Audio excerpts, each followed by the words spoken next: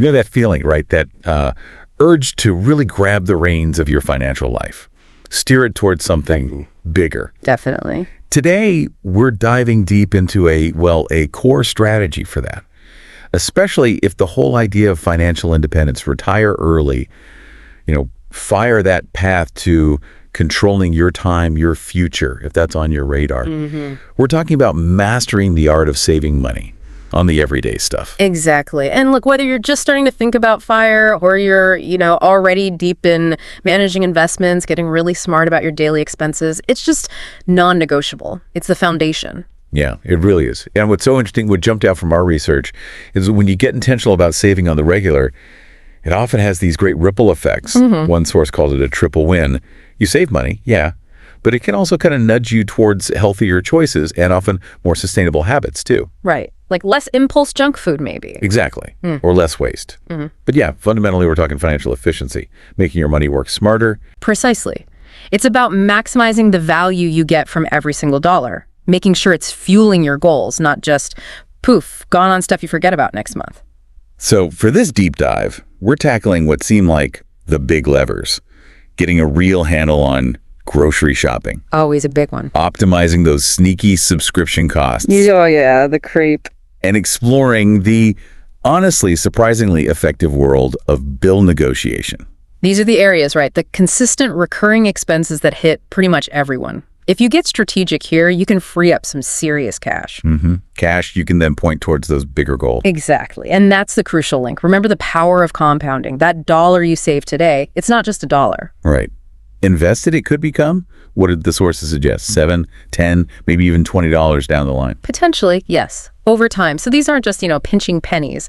They're planting seeds for real future wealth. Okay, let's dig in then, starting with maybe the most frequent battleground, the grocery store. Right. And what's fascinating to think about immediately is the psychology. The moment you walk in, that place is designed, carefully crafted, to encourage impulse buys. Totally. They hide the milk and eggs way in the back, don't they? Exactly. So you have to walk past all the flashy displays, the end caps. It's like a temptation obstacle course designed to loosen your wallet. It really is. And that's why one of the absolute core rules we found is never, ever shop hungry. Oh, number one rule. Definitely. And always use a list, a detailed one, even better.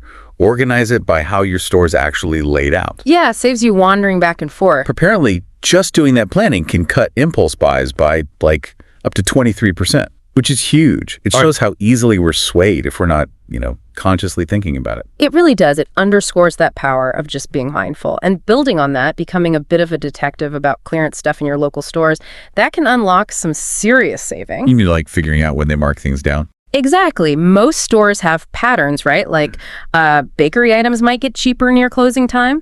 Meat markdowns often happen early in the week. As sell-by dates get closer, you learn the rhythm. Okay. I like that. Like getting insider info. Kinda. There was a great example in the research. Someone found organic chicken normally $6 for just $2 because it was near the date. Wow. The key is, if it's something you use, and especially if you can freeze it, grab it, freeze it. Problem solved. That makes sense. All right. But I guess, can you always count on finding what you need on clearance? What if you need chicken at 9 and it's not marked down? That's a fair point. It definitely requires some flexibility. You maybe plan your meals around the deals you find rather than the other way around. Yeah. But when you do find staples on sale, the savings add up fast. Gotcha. And another area where perception is often off is the quote-unquote ugly produce. Yes, the wonky carrots and lumpy tomatoes. Exactly. The thing is, they taste the same, nutritionally identical, but because they don't look perfect, they can be 30 to 50% cheaper. That's crazy. Some stores have special sections now, and there are even whole businesses like Misfits Market or Imperfect Foods built around selling this stuff. Which is great because it saves you money and tackles food waste, right? I saw a stat, something like 30-40% of the U.S. food supply gets wasted. That's staggering. It's huge. So buying ugly is a small thing, but it helps. Okay, what about buying in bulk? That's always touted as a saver. It definitely can be on a per unit basis. Think quinoa, right? Maybe $5.99 for a small box versus $2.99 a pound from the bulk bin. Big difference. Yeah. But, and this is crucial, you have to be disciplined. Only buy bulk amounts of things you genuinely know you'll use before they go bad. Right. No point buying a 10-pound bag of almonds if half of them go rancid. Exactly. Maybe team up with a friend or neighbor for really big quantities. Split the cost, split the goods. That's a good idea. And you mentioned freezing earlier. It really feels like the freezer's a secret weapon here. Totally. It's amazing what freezes well. Meat, obviously. But milk, cheese, so many fruits. Yep. Freeze. Good to know. I always wonder about milk. Just leave some headspace. And having maybe a designated eat soon spot in your fridge helps too. Use up what's oldest first. Less waste. Smart. Okay, loyalty programs. Are they actually worth the hassle of signing up and scanning apps? They've gotten way better, actually. It's not just generic coupons anymore. The good ones, like the Kroger example in the research, they personalize deals based on what you actually buy. So it's targeted. Yeah. People are saving like $500 plus a year just using the app deals. The trick is spending maybe 15 minutes a week. Just quickly scroll through the offers, clip the digital ones you'll use. You can often stack them with manufacturer coupons too. Okay, 15 minutes for potentially hundreds of bucks. That seems worth it. It adds up. And even when you shopped can matter. How so? Shopping midweek, maybe later in the day, often less crowded, and sometimes that's when markdowns happen. We heard Wednesdays mentioned as a key markdown day in some places. Interesting. Any other weird timing things? Like seasonal? Yeah, apparently January and July can sometimes see lower prices on pantry staples, maybe post-holiday or midsummer lulls. Worth keeping an eye out. Okay. What about where you shop? Beyond the big supermarkets? Oh, absolutely. Don't sleep on ethnic or international markets if you have them nearby. Spices, produce, specialty items, often way, way cheaper. Really? Yeah, the example given was cardamom, like $8.99 in a regular store versus $2.50 in an international market. That's a massive difference for the exact same spice. Wow, okay. Yeah. Definitely need to check those out. And, you know, the thing everyone says, but it's true, meal planning. The dreaded meal plan. Yeah, it can feel like a chore. But even just planning loosely around what produce is in season or what's on sale that week makes a huge difference. Apps can help with that too, right? Like Milam or Paprika. Exactly. They help organize recipes, generate lists. We saw an anecdote about a family of 4 cutting their grocery bill from like $1,200 down to $700 a month, mostly through better planning. Yeah, it is. A lot of money saved. It really is. And one more layer, credit card rewards. Yeah. The cashback game. If you use cards, getting one that gives you, say, 5 or 6% back on groceries, that's basically a permanent discount on everything you buy there. True. If you spend, say, $800 a month, 6% back is nearly $50 a month. Close to $600 a year. Exactly. Just for using the right card. Yeah. Free money, essentially. Okay, what about non-food stuff? Paper towels, detergent, toiletries. The strategy there is pretty simple. Buy them on sale, with coupons if possible, and buy in bulk when you see a real deal.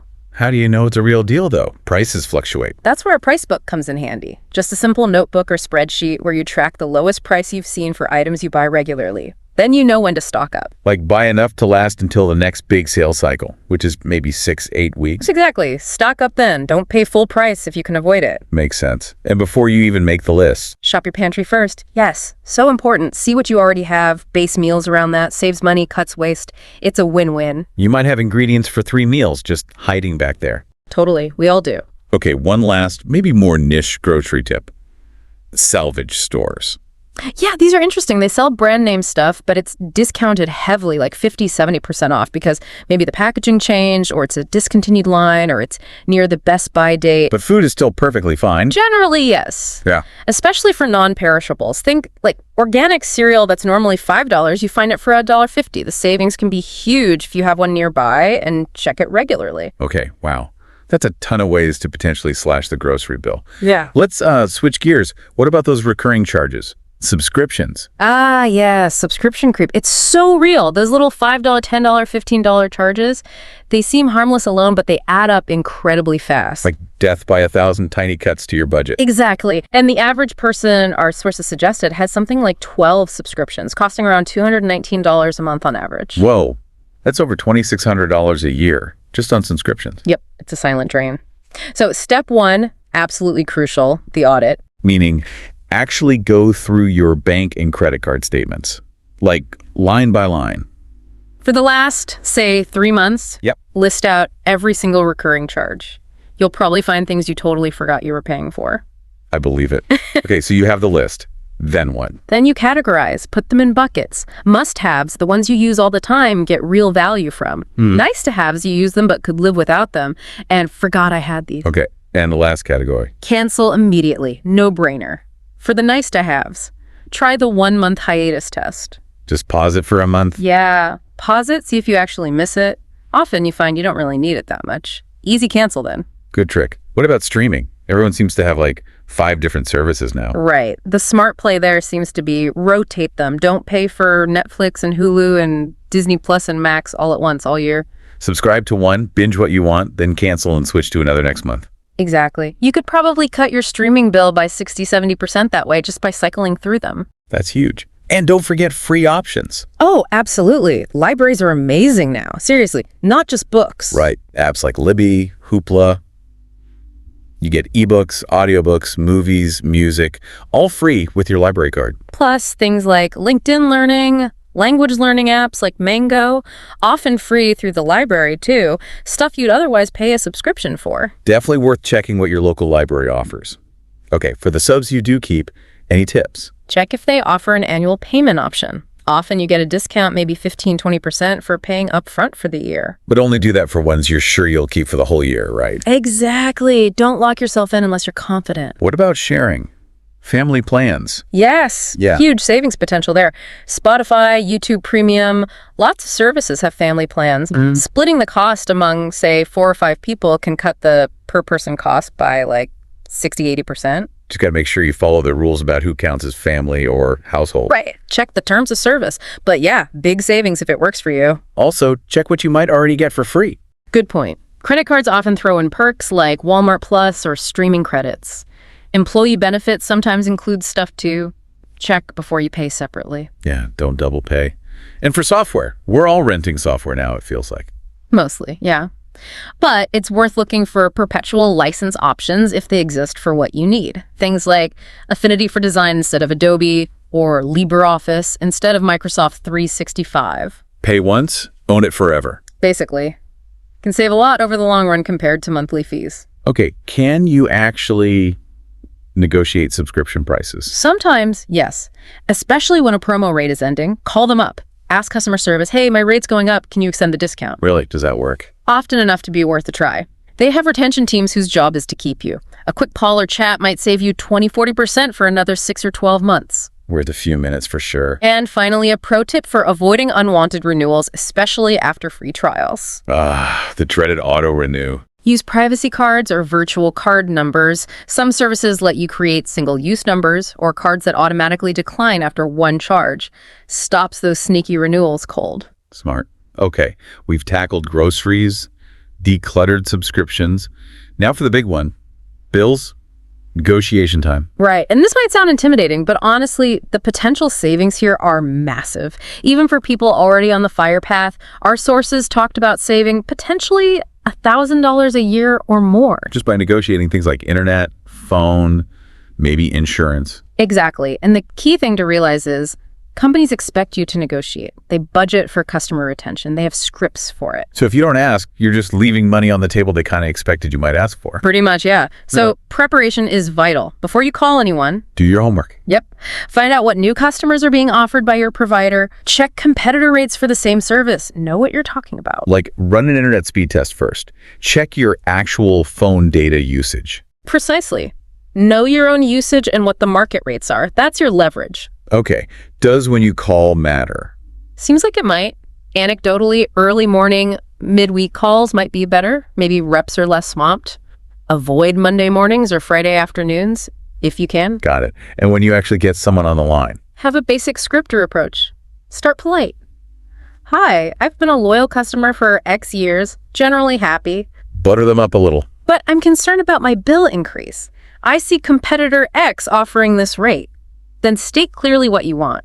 I'd like to stay, but I need a more competitive price. What if the first person says no, or just offers something lame? Politely ask to be transferred to the retention department. Yeah. Or customer loyalty, whatever they call it. They have the specialists. Exactly. They usually have more power to offer discounts and deals to keep you from leaving.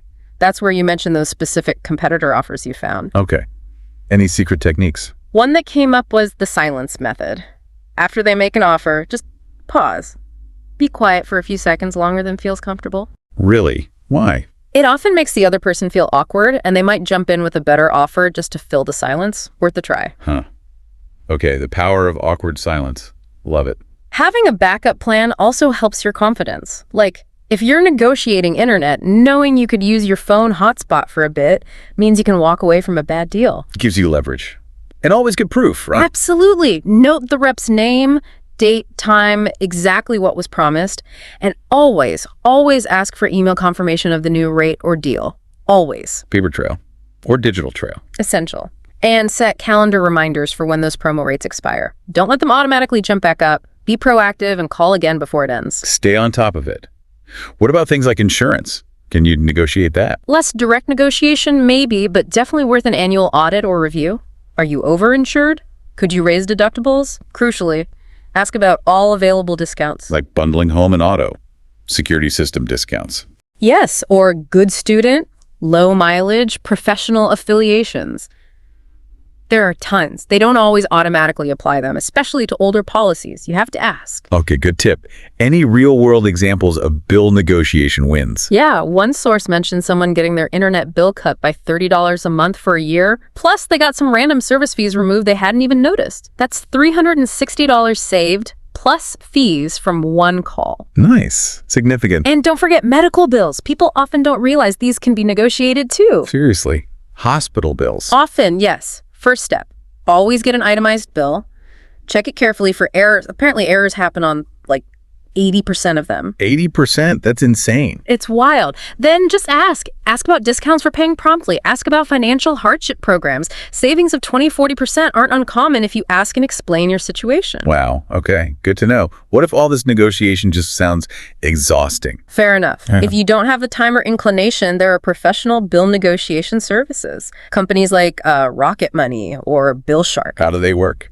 You give them your bills, they negotiate for you. They usually take a cut, like 30-40% of whatever they save you. But hey, if they save you money, you wouldn't have saved otherwise. Could be worth it. Yeah. They know the industry, the right things to say. Exactly. They have the expertise. Okay. So, wow. Groceries, subscriptions, bills. We've covered a lot of ground for saving on the everyday stuff. We have. And just to reiterate, the key takeaway isn't just about saving 50 cents on soup cans.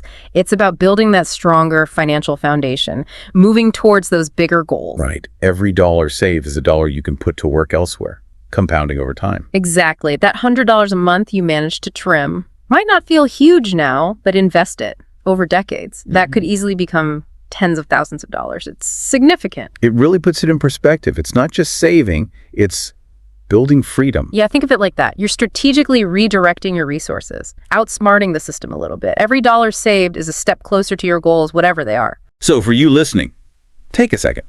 Which of these areas really hit home for you? Groceries, subscriptions, bills. Where do you see the biggest leak in your own spending right now? Yeah, where's the low-hanging fruit for you? And maybe more importantly, what's one, maybe two concrete steps you can actually commit to taking this week based on what we talked about? Don't try to do everything at once, maybe. Just pick one thing. Start there. Exactly. Small changes add up. And finally, let yourself imagine for a moment. What could you actually do with that saved money? An extra $100, $200, $500 a month. How does that accelerate your plans, your goals, financial or otherwise? Keeping that why in mind. That's powerful motivation, isn't it? Linking these everyday tactics to your bigger life ambitions. That's how you make these changes stick and really build momentum towards, that more secure, more independent future.